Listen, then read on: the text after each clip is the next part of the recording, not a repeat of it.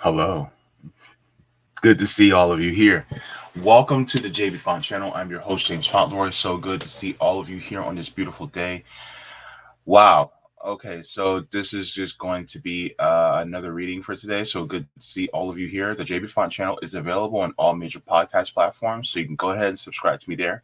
I'm also part of the Revolutionary Blackout Network, so you can find me on the JB Show on Sundays at 1, on RBN Live on Tuesdays at 4, and the Savvy and JB Show on Thursdays at 6. And also on my typical days here on this channel on the Jaybefaunt Show on Tuesdays at 2. So you guys can find me there.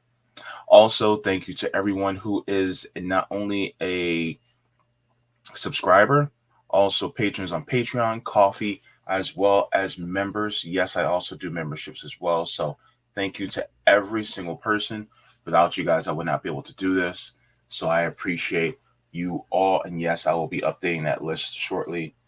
Just been a lot going on, as you know.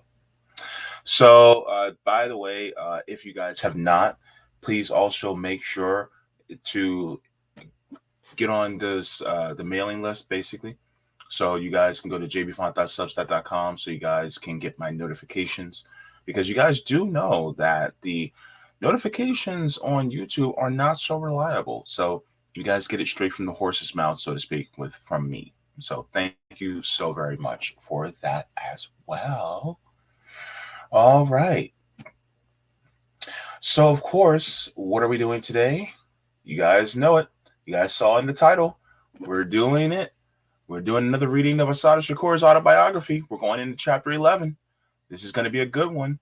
And I'm going to tell you right now, as far as this chapter is concerned, this one was deeply interesting. And by deeply interesting, I mean we're going back forward now to the legal issues, right, that was placed before Assata.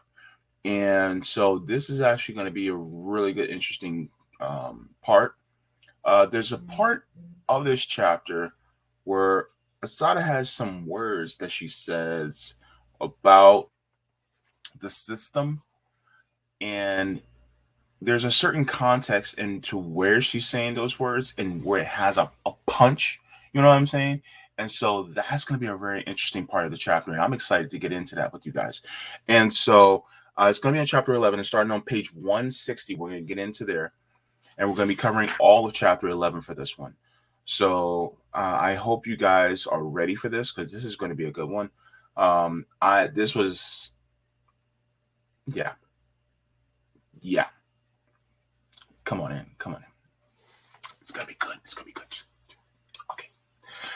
All right, so starting on Assata Shakur, chapter 11, page 160. On July 19th, 1973, while I was still in the Middlesex County Workhouse, I was brought to the U.S. District Court in the Eastern District of New York and Brooklyn, which has jurisdiction all over federal crimes committed in the counties of Brooklyn and Queens. I was taken there by federal writ to be arraigned on an indictment in which Andrew Jackson and I were accused of having robbed a bank in the county of Queens on August 23rd, 1971. My mom's 20th birthday. Interesting. While there were a lot of indictments against me all over New York State, I didn't even know about that summer. This is one I surely could not have missed, because the bank surveillance photo taken of the woman holding up the bank with a gun was put on wanted posters that were pasted up in every subway station, posted in every bank and post office, and blown up in full-page newspaper advertisements. They hit the streets on August 24th, 1971, and remained even after my arrest on May 2nd, 1973. Under the photo was the name Joanne Deborah Chesimard.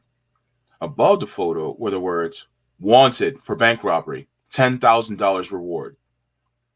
After the feds took a mugshot of me and fingerprinted me, I was arraigned, pled not guilty, and returned to the workhouse on the same day. I heard nothing further about the indictment until January 1st, 1975, when the feds brought me back to the Eastern District Court. Only this time, it was to have me photographed. The prosecutor had me a motion.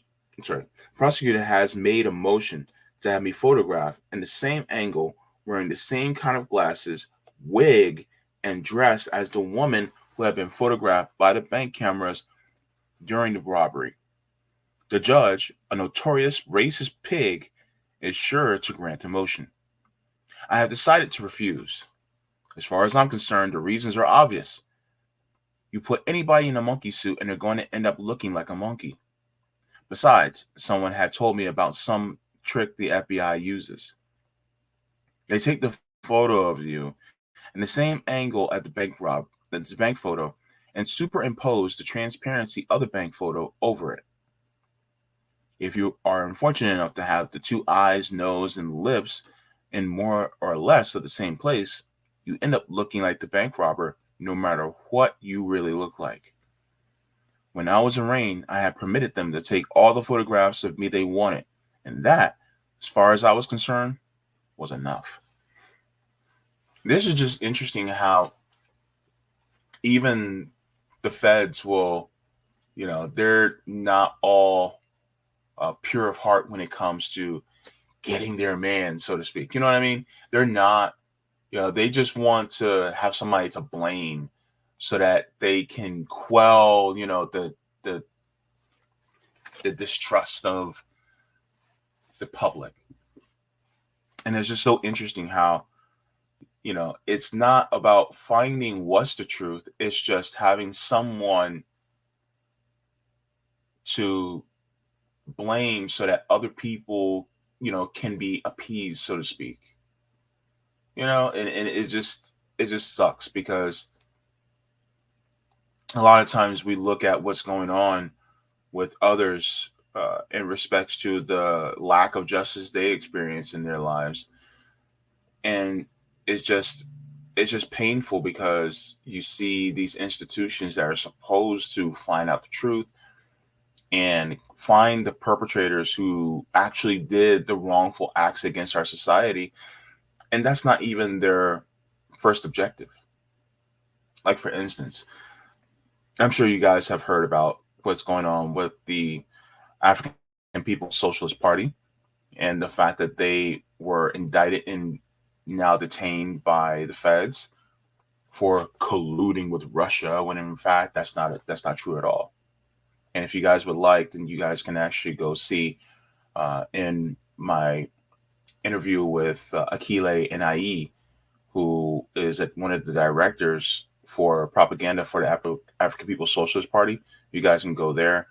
Just go into my playlist for interviews, and you can see as she talks about what's going on with them. But yeah, and so it's always, it's sometimes for actual justice, but some other times it's not. It's really for just they're, for the lack of a better term, they're lackeys for the people at the top, and the people who usually taken in custody by them are political prisoners. Unfortunately, that's the way it is. Allegedly.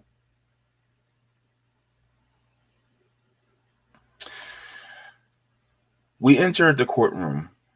The judge is on the bench. The courtroom has to be rearranged. FBI agents with cameras are standing on top of tables. A group of federal marshals are buzzing around nervously like flies that smell rot. They're waiting for action. Evelyn gets up and says her piece. The judge ignores what she is saying and orders me to be photographed. I refuse, stating my objections as strongly as I can. In a hot second, the marshals and the FBI agents are crawling all over me. They seem to be trying to jerk my head off my shoulders. The judge has ordered that I am to be photographed today, now, and that all the force necessary to take the pictures and the way the FBI wants to take them is to be used. The FBI, the marshals, and I end up on the courtroom floor with me on the bottom. I hear Evelyn in the background. Let the record reflect that the marshals are twisting my client's arms behind her back. Let the record reflect that the marshals are choking my client. Let the record reflect that there are 5 marshals manhandling my client. Evelyn goes on and on while the marshals twist me, jerk me, strangle me, kick me, and literally try to beat me into submission. The assaults go on and on, with Evelyn putting it blow by blow into the record. Finally, it is over. The marshals lead me back to the holding pen. I lie on the bench like a rag doll with the stuffing hanging out, feeling like I have just been feeling like I had just been stampeded by a herd of buffalo. Evelyn comes back for a lawyer's visit. She looks just as tired as I feel. That was unbelievable, she exclaims. How's your arm? Are you okay? More or less, I tell her. My body is aching. My bad arm is numb. I sit back marveling how cool Evelyn has been. It dawns on me how hard it must have been for her to watch what was happening and then calmly put it into the record. I'm amazed at her control. She insists that a nurse be called to check me out. Did you hear that shit? She asked me. Yeah, I heard it. I can't wait for the record to be transcribed. If they don't erase it, I think we've got a dumb asshole right on the record. If they don't erase it, then we can get that stupid moron off the case. Evelyn is looking triumphant and defiant, like she just put her foot up somebody's butt. What in the hell are you talking about? I wanted to know. Didn't you hear him? He said right on the record that he thought you were guilty. He admitted that he was prejudiced right on record. Didn't you hear him?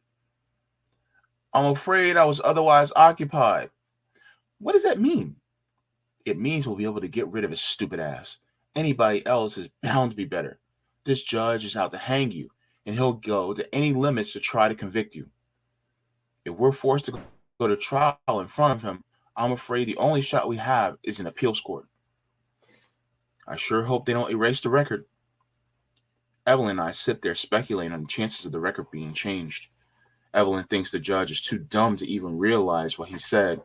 I'm afraid the judge will review the transcript and then have it change. Evelyn thinks the judge is too racist and too arrogant to be worried about the record. It turns out that she is right. She files a motion based on the transcript to have the judge relieved from the case. After what seemed like forever, the judge is removed and a new judge is assigned. Woof. They just can't they just can't hold back their racism. And so they even step on their own feet when it comes to it. They don't dot their I's and cross their T's. But it's a good thing. You know, when it comes to situations like this, it is also good to remain with a cool head. Realize that they are agents operating in this system. And with agents operating in this system, there are bound to be mistakes made. The court systems, the carceral system, the governments, the bureaucracies, they all make mistakes. They're led by humans. They're led by imperfect humans. And because it's led by imperfect humans, that means it's an imperfect system. Now, there's a lot of efficiency, but that efficiency only goes so far. So when it comes to moments like this, if you find yourself in them, keep a cool head. Do not slip up. Dot your I's, cross your T's. Be more perfect than the government. Okay? Okay. But before I went to trial in this case, the powers that be decided I must first be tried on the state kidnapping case in Brooklyn Supreme Court. I have been accused of kidnapping a drug dealer for ransom on December 28, 1972. Do y'all believe this? Kidnapping a drug dealer?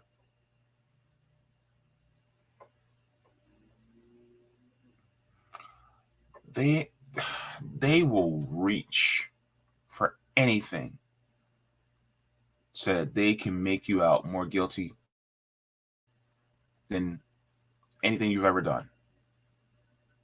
Wow. Evelyn was my lawyer, and there were two co-defendants.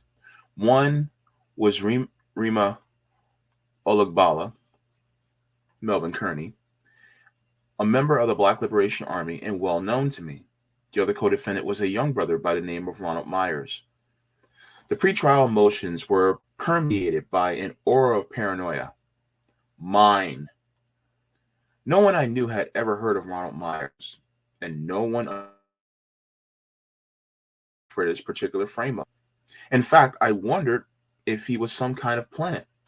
It all seemed so strange. Finally, we had a joint conference, which was arranged by a court order. I asked Rima about Ronald Myers. Rima told me that as far as he was concerned, Ron was just a brother who happened to have the misfortune of being framed along with us, an unsuspecting victim. But everything in this case was so strange that I couldn't figure it out. A joint legal conference was arranged between Ronald Myers, his lawyer, a young black lawyer by the name of James Carroll, Evelyn, and me. Immediately upon seeing this brother, most of my suspicions disappeared. He was 19, but looked like he was about 16. He had a quiet, soft, honest manner that I didn't think any police agent could feign. He seemed to be just as perplexed about it as we were. As I listened to him talk, I felt a kind of motherly protectiveness toward him. We were revolutionaries, supposedly prepared for such things. For years, we had been preaching about and denouncing pig conspiracies to kill and imprison black political activists. But looking at this soft-eyed young black man, the thing seemed that much more horrible. Those were very cynical days. We had developed very cynical attitudes to deal with it all. We had become masters at telling bitter, angry jokes about justice and equality and the democratic freedom.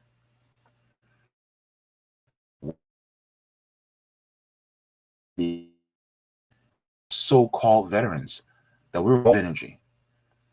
I pored over discovery material and the police records tirelessly. Rima was tense, mysterious, and determined in his manner. We all knew that the state was out to get us, and we were more determined than ever to not let them. This just goes to show that a lot of times you'll have young people who look like people like me, and these young people will be at the wrong place at the wrong time. And a lot of times, because they're a black face, they're easy to point at to say they're guilty. Because our society deems faces that look like mine and others as guilty just because the skin that you're born into, just because the hair that you have on your head, just because of the phenotype that you present, that yes, you have to be guilty of something because all of the people that look like you are guilty of something. When in reality, nope. It's not that way for a lot of us. But they have to pin something on us to keep the narrative alive. The guards came and tore my cell apart. It was clear they were looking for something, standing on chairs, kneeling on all fours. They remind me of bloodhound, B-I-T-C-H-E, yes. Gotta be careful. They seemed desperate. I tried to speculate on what they were looking for. One of the black guards, who was halfway decent, was looking funny at me. The other guard, who has always been hostile, looked smug. Shortly after they left my cell, I tried to hook up with the wire to see what was going on. Finally, I got the news. Rima Olagbala was dead. He had plunged to his death while trying to escape from the Brooklyn house of detention. The makeshift rope that he was using to lower himself had broken. I felt too numb to do anything or say anything. Some of the sisters helped me piece my cage together. There was nothing to say. Another black man had died trying to be free. Everything was boiling up inside me. I had to do something, and most of my options seemed absurd. It wasn't what I would like to have done. It didn't say half of what I wanted. Moment. I wrote a poem for Rima Alagbala, young blood. They think they killed you, but I saw you yesterday, standing with your hands in your pockets, waiting for the real deal to go down. I saw you smiling, your fuck it smile, blood in your eyes, and your heart pumping freedom. Young blood. They think they killed you, but I saw you yesterday in the playground, black skin, sweaty, shiny, hurling your ball bomb into the hoop right on target. Won't be no game next time, 'cause you ain't hardly playing. They think they killed you, but I saw you yesterday with your back against the wall, muscles bulging against the chains, eyes absorbing truth, lips speaking it, heart learning to how to love, head learning how to hate, blood ready to flow towards freedom. Young blood. Young bloods ain't got no blood to waste when no syringes or no barroom floors in no strange lands delaying other young bloods' freedom. We don't need no tired blood, no anemic blood, no blood clots in our new body. They think they killed you, but I saw you yesterday. All them young bloods must have gave you a transfusion. All that strong blood, all that rich blood, all that angry blood flowing through your veins toward tomorrow.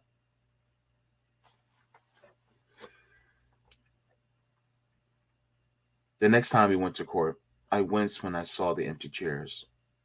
Slouching listlessly, I thought about Rima, completely unaware of what was being said. There was talk about this hearing and this motion and another, and none of them made the slightest sense to me. But Evelyn was on the case, letting nothing slide by, citing all of her objections. For the record, I was bored to death, completely out of it, until the jury selection process began.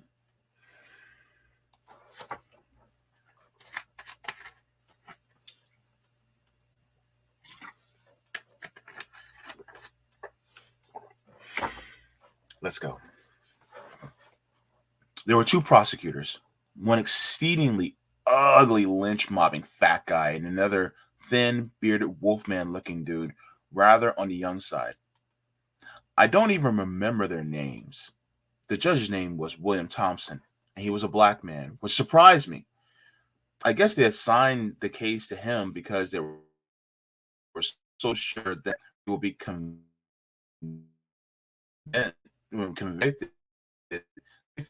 Black what illusion of justice. Thompson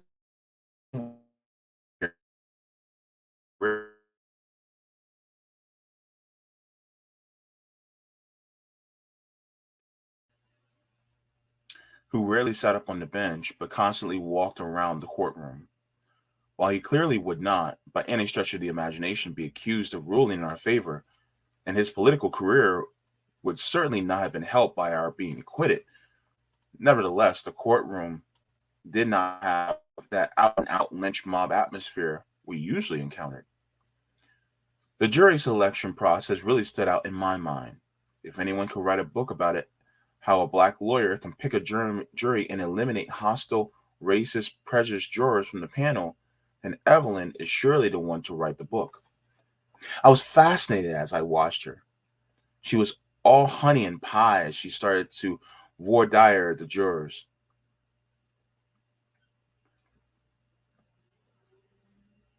At first, almost all the white jurors began saying they had no prejudice.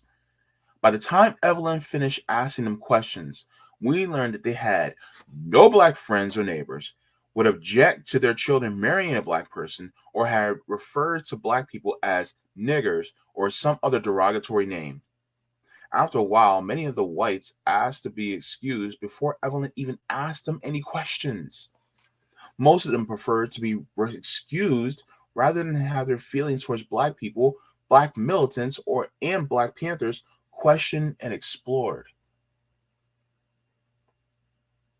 Isn't that interesting?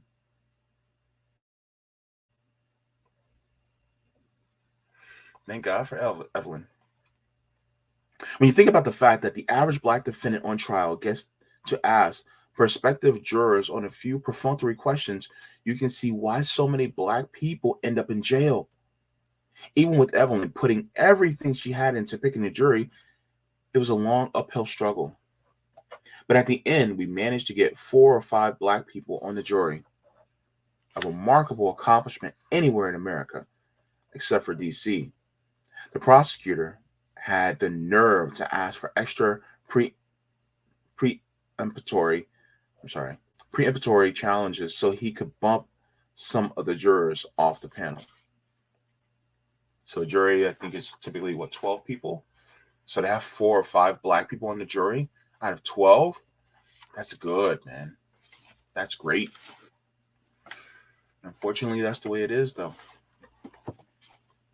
The hardest thing in the world for me was to keep my mouth shut in the courtroom, to sit quietly and suffer silently. Evelyn, well aware of that fact, happily consented to my acting as co-counsel. Although she remained skeptical about my ability to cross-examine major witnesses, she agreed that it would be an excellent idea for me to make the opening statements. Finally, after days of writing under the dim nightlight of the cell, I delivered it. I was nervous as hell since I had never liked speaking in public, but I tried my best to express to the jury some of what I was feeling. All right.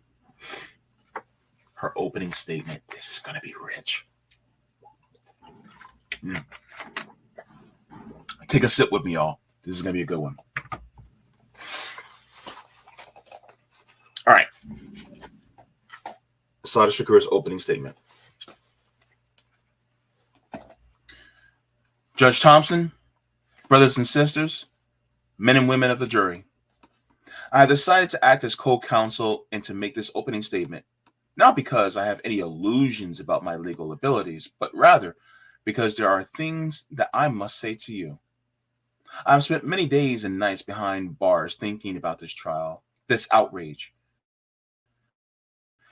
And in my own mind, only someone who has been so intimately a victim of this madness as I have do justice to what I have to say. Can do justice to what I have to say. And if you think that I am nervous, your senses do not deceive you. And it's only because I know that this moment can never be lived again, and that so much depends on it. I have to read this opening statement to you because I am afraid that if I don't, I will forget half of what I have to say. Please try to bear with me. This will not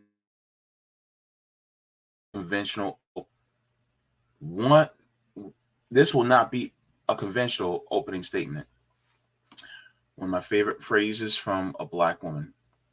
First of all, because I am not a lawyer, and what has happened to me and what has happened to Ronald Myers does not exist in a vacuum. There are a long series of events and attitudes that led up to us being here. When we were sitting in this courtroom during the jury selection process, I listened to Judge Thompson tell you about the American system of justice. He talked about the presumption of innocence. He talked about equality and justice. His words were like a beautiful dream in a beautiful world.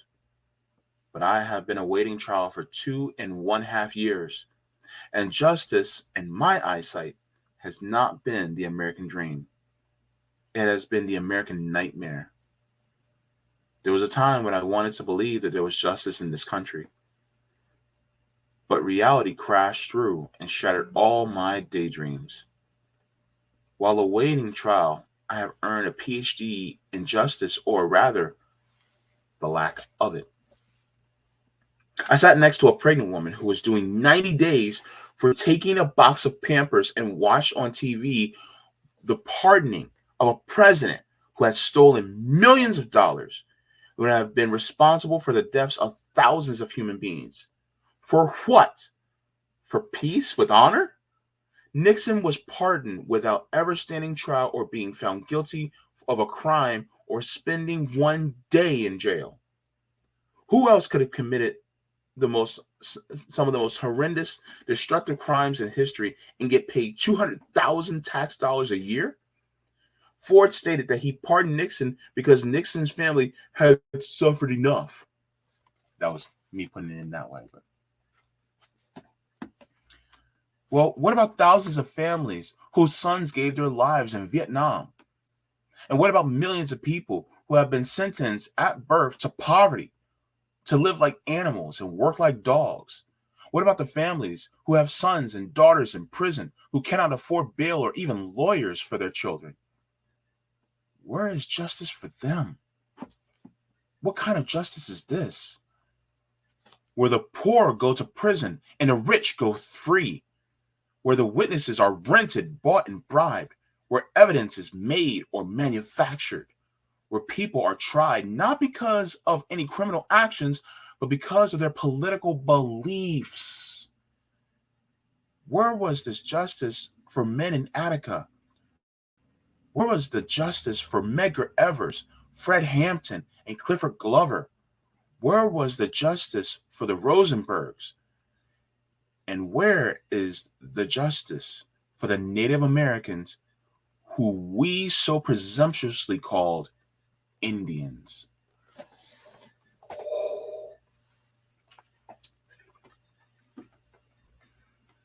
I am not here on trial because I'm a criminal or because I have committed a crime.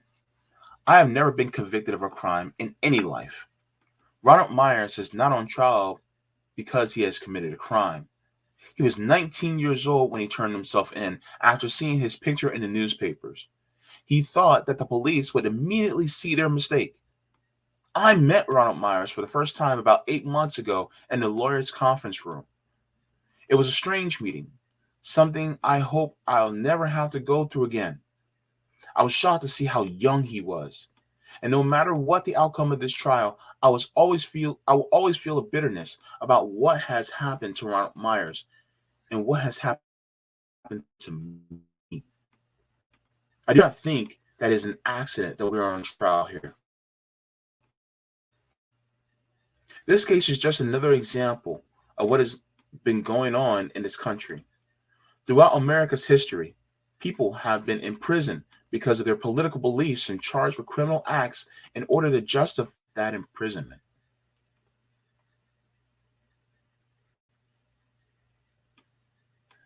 Look at people like Mumia Abu-Jamal and Julian Assange.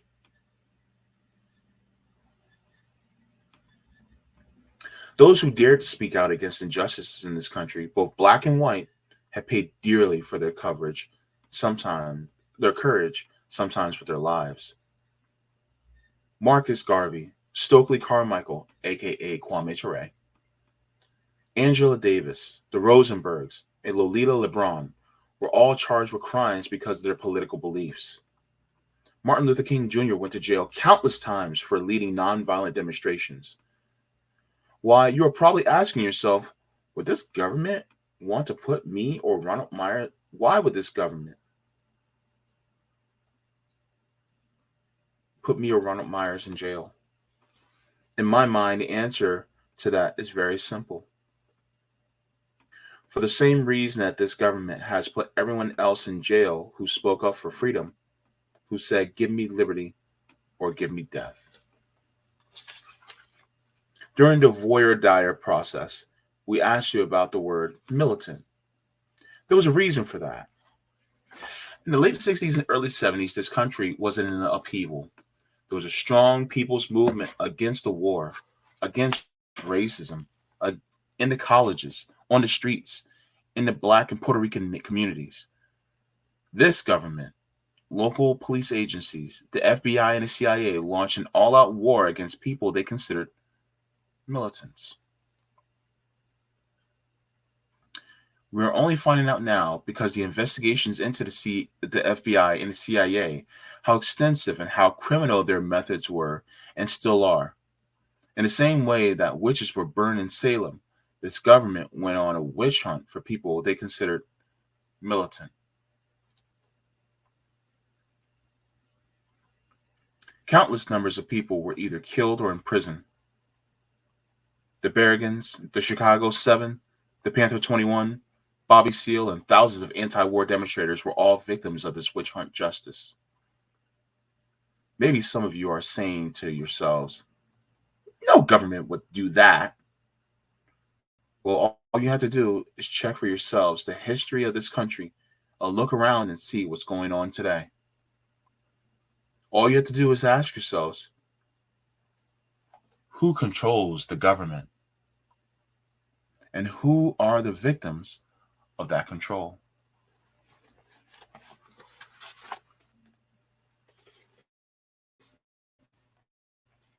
Since you have been in this courtroom, you have heard the name Black Liberation Army mentioned over on television and what your opinions were about the BLA. Most of you have stated that you thought the Black Liberation Army was a militant organization. You have said that what you have read or heard comes from the establishment media. The major TV and radio networks, the Times, the Post, and the Daily News. I have read the same articles you have read. I have seen the same programs that you have seen. When it comes to the media, I have learned to believe none of what I hear and half of what I see. But I can tell you that if I were just Jane Doe's citizen, and if I didn't know better, I would have read those articles and come to the same conclusion. That Joan Chesimard, Ronald Myers, and all other people called militants were a bunch of white-hating, cop-hating, gun-toting, crazed, fanatical maniacs fighting for some abstract, misguided cause. Well, 1% of the people in this country control 70% of the wealth. The more things change, the more they stay the same. And it is that 1% that the heads of large corporations who control the policies of the news media and determine what you and I hear on radio, read in the newspapers, see on television. It is more important for us to think about where the media gets its information, from the police department or from the prosecutor. No major newspaper or television station has ever asked my lawyers or myself one question concerning anything. That's true, though, right? Something happens, and it's always law enforcement says, the police say, prosecutors say. It's never actually about what the people say or what the streets are saying or what the accused are saying. Or sometimes they'll include it, but not that often. It's always the officials, because their word is always taken as fact, as truth, as objectivity.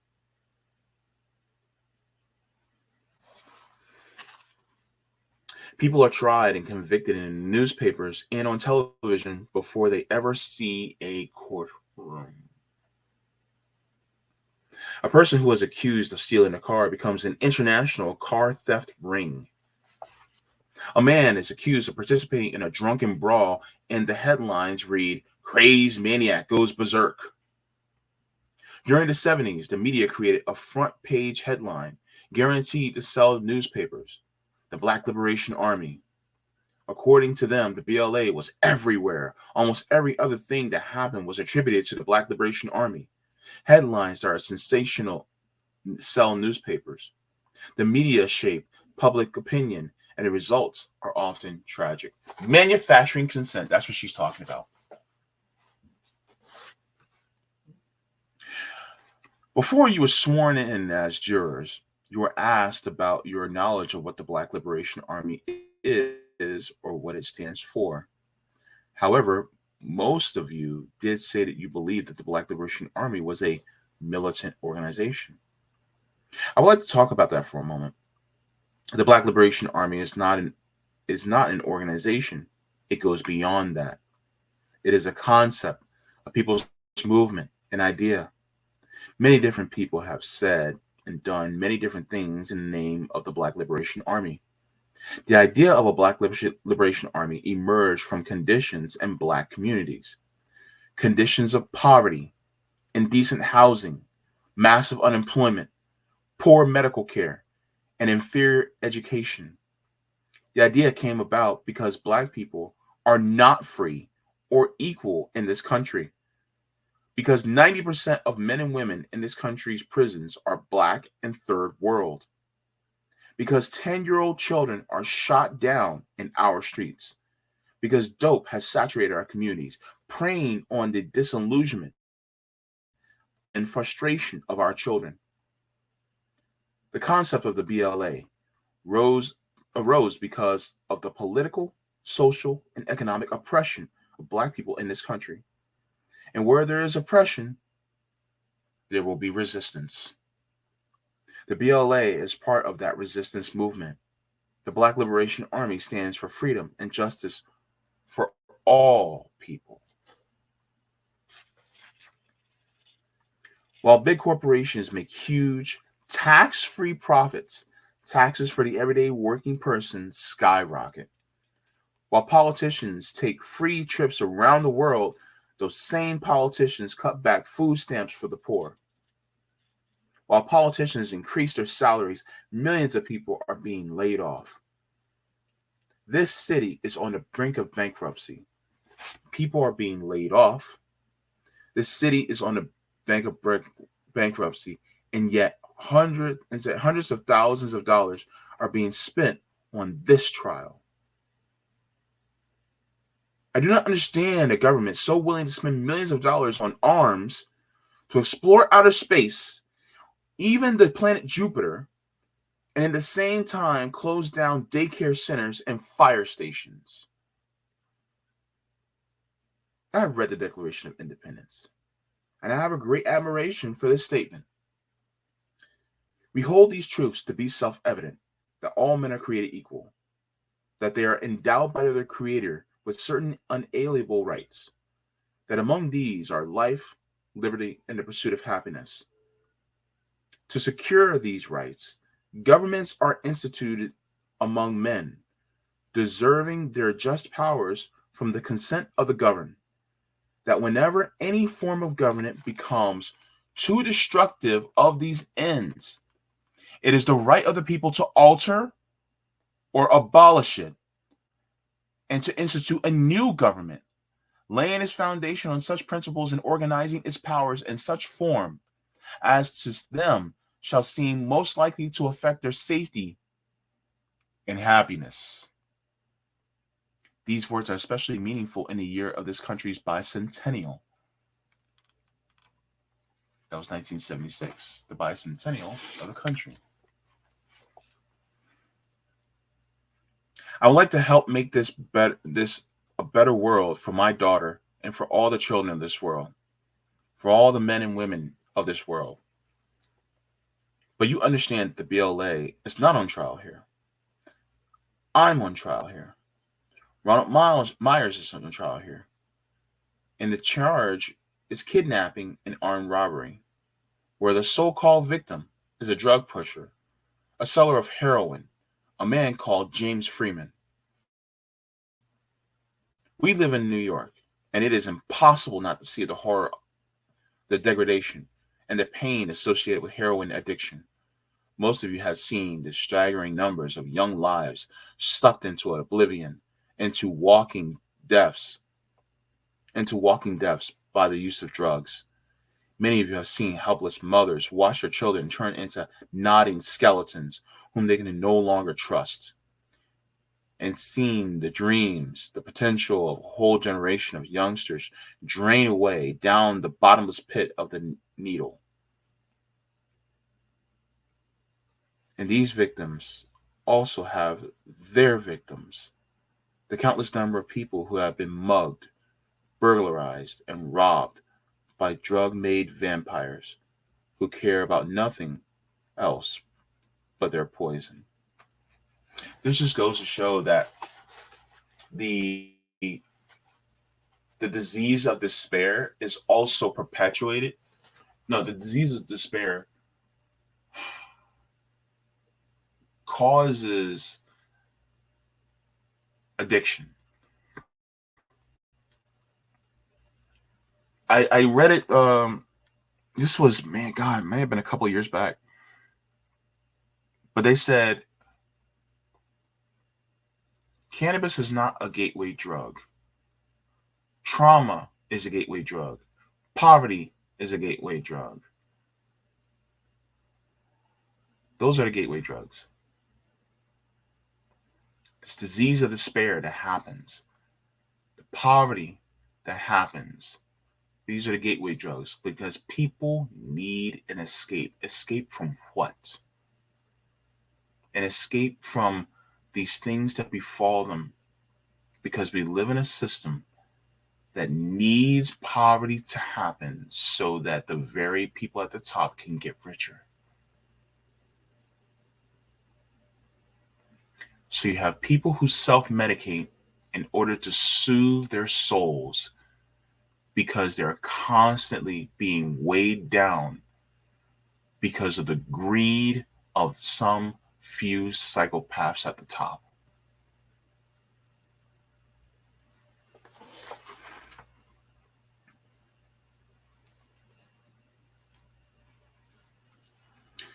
We will show you that James Freeman is a liar.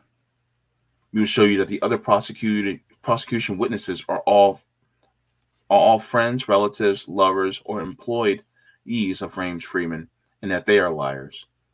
You will see for yourself that they have conspired and that they have been coached. Men and women of the jury, human lives are serious matters. I have already told you that I have no faith in the system of justice, and believe me, I don't. I've seen too much. If there was such a thing as justice, I wouldn't be here talking to you now. You have been chosen to be representatives of justice. You and you alone. You have said that you could try this case on the basis of evidence. What I am saying now is not evidence. What the prosecutor says is not evidence. You may not agree with my political beliefs. They are not on trial here. I have only brought them up to help you understand the political and emotional context in which this case comes before you. Although this court considers us peers, many of you have different backgrounds and different learnings and life experiences. It is important that you understand some of those differences. I only ask that you listen carefully. I only ask that you listen not only to what these witnesses say, but how they say it. Our lives are no more precious, no less precious than yours. We ask only that you be as open and as fair as you want us to be. Were we sitting in the jury box determining your guilt or innocence? Our lives and the lives that surround us depend on your fairness. Thank you. She said some words, boy. She said some words. As the prosecution began its case, one witness after another took the stand. I don't remember how many there were, but they were never ending parade. The trial was a circus. The carefully planned, carefully rehearsed case of the FBI and the local New York police began to fall apart the moment the witnesses were cross-examined. The prosecution was so desperate to get a conviction in this case that they resorted to stupid theatrical devices that backfired.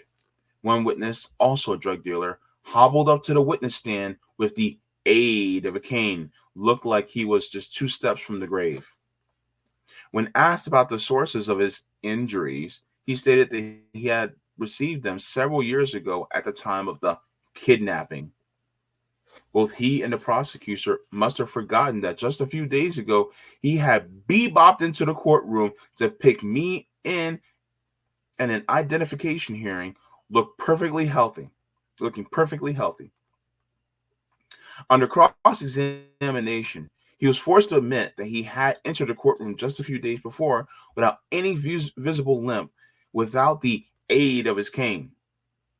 He was the only witness who claimed he could positively identify me because I, quote, had spent weekends at his house, end quote. But he didn't know the color of my eyes. The so-called major witness, James Freeman, the supposed victim, told a real tearjerker about his kidnapping and the forced ingestion of drugs during it.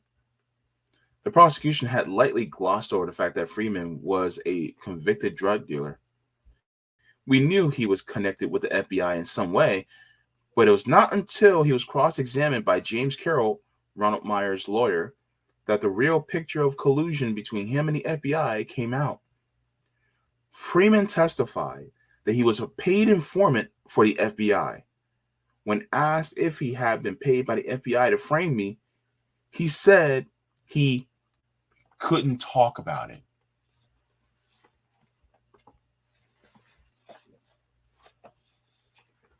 At the end of the people's case, our motions for verdict of dismissal and the indictment were denied, and we put on our defense.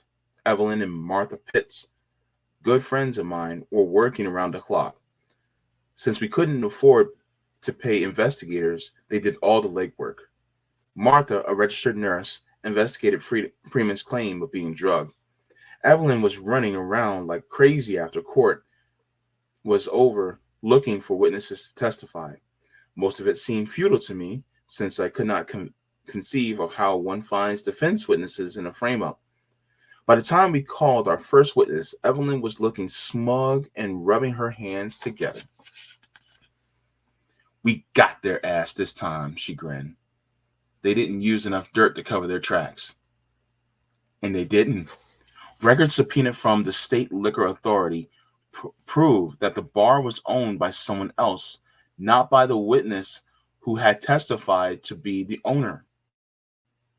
The real owner testified that he had closed the bar before the alleged kidnapping, that he had visited it every day during the period of time it was hosted, the kidnapping, and had locked the door as he left and had given no one permission to use it. The bar had been closed for 1 year before the alleged crime. The irrefutable and obvious conclusion was that, in fact, there was no bar, no scene of the alleged crime, and therefore no crime.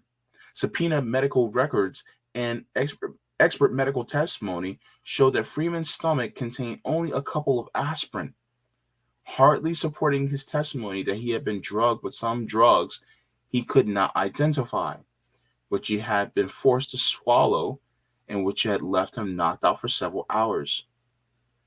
Sure enough, on December 8th, 1975, after 4 months of trial, the jury acquitted Ronald Myers and me.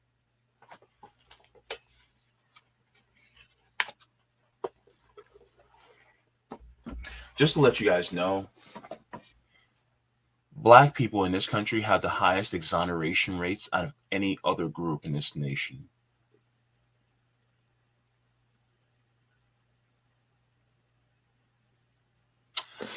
So, exonerations, acquittals, like what happened with Assata Shakur and Ronald Myers.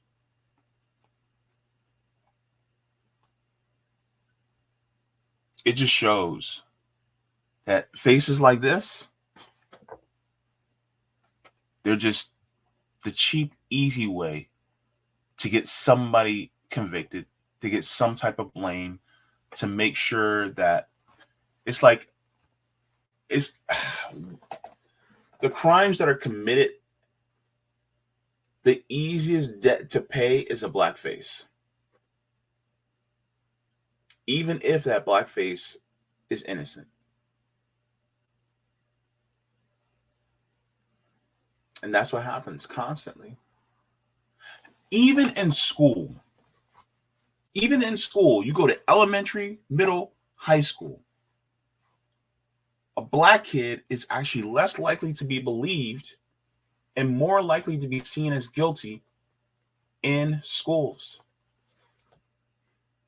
So when you see detentions and referrals, in school suspensions, out of school suspensions, I'd be willing to bet that half of those kids that are black, especially, are actually innocent. But a lot of times, they get tagged as troublemakers or disruptors, when in reality, they're just easy to pick out and to blame. So that's what happens in this country. So yeah, that was a great opening statement by Assata Shakur. So we will be continuing next in chapter 12, which starts on page 173. So I can't wait to get into that. So chapter 12 of Assata Shakur's autobiography. Yeah, this is going to be a great. This is just, gosh, I'm glad I started on this book.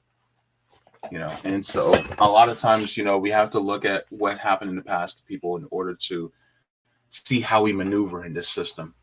And so I'm happy to be reading this book by Assata Shakur. And God, I wish I can tell her in person, thank you for writing this. So yeah, that was the reading of Assata Shakur's autobiography. And thank you so very much. Again, also thank you to the people who are subscribed, the patrons on Patreon, the patrons on Coffee, as well as members. Thank you guys so much as well. I can't wait to get back to this reading. I also will be getting into the reading of Laziness Does Not Exist by Dr. Devon Price. We'll be going into chapter 2. I cannot wait to get into that with you guys, so stay tuned for that. Man, yeah, this was great. And so look, if you guys would like to, you guys can also get email notifications. Go to my Substack at jaybefaunt.substack.com so you guys can get those email notifications. And yeah, thank you so very much for tuning in to this reading. Look, love you all. Water your plants, water yourselves, leave the world better than you found it. And reading is fundamental because, as we read and get historical analysis, then we can actually see that none of the stuff that these powers that be do is new. And so we just have to look to what the people before us did and how they maneuvered through it. And we can pretty much do the same as, gaining our victories. And then we can also look at their mistakes and we can see what they did wrong and do something different. So thanks a lot to everybody. Mwah, forehead kisses. Love you.